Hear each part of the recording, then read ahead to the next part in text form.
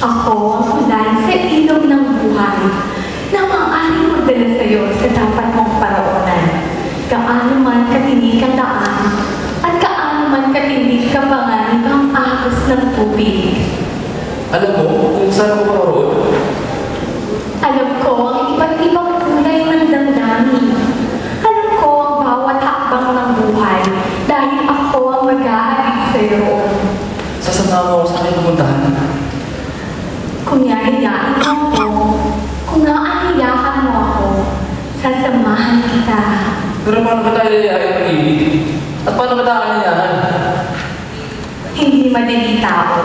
Lalo't matagal na itinuro sa'yo ng halos lahat na ang buhay ay puno ng maraming landas na daraanan. At ikaw ang mamimili rito kung ano yung tatahakin.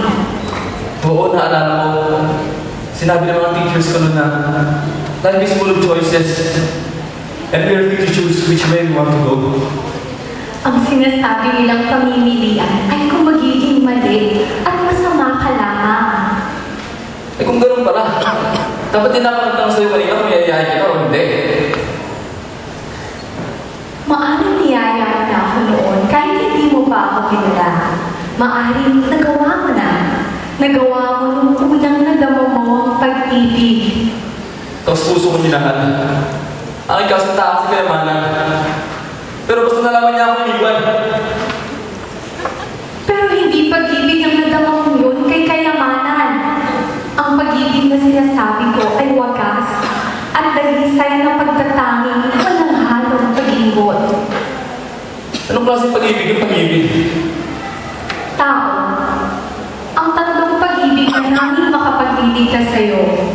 Una, ang pag-ibig sa kapwa. Ikalawa, ang pag-ibig sa bayan. At ikatlo, ang pag-ibig sa Diyos. Maaaring dyan ako nagpulang pag-ibig. Mayroon man din isang bagay na hindi nakikita. At halos hindi nararamdaman. Pero hindi isang bagay na Diyos tao. Hindi siya isang konseptong gawa-gawa lamang. Tao, kailangan mong magtiwala sa Kanya. Kahit siya, tumawag at nanalig sa Diyos Ama.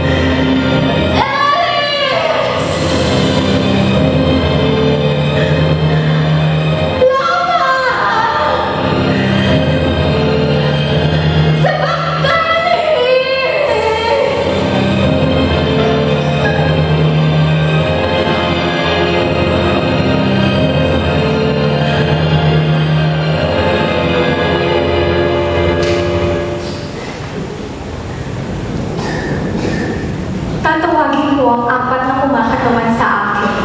Ang 4 daughters of God na alam kong napakalaki ng may tutulong sa iyo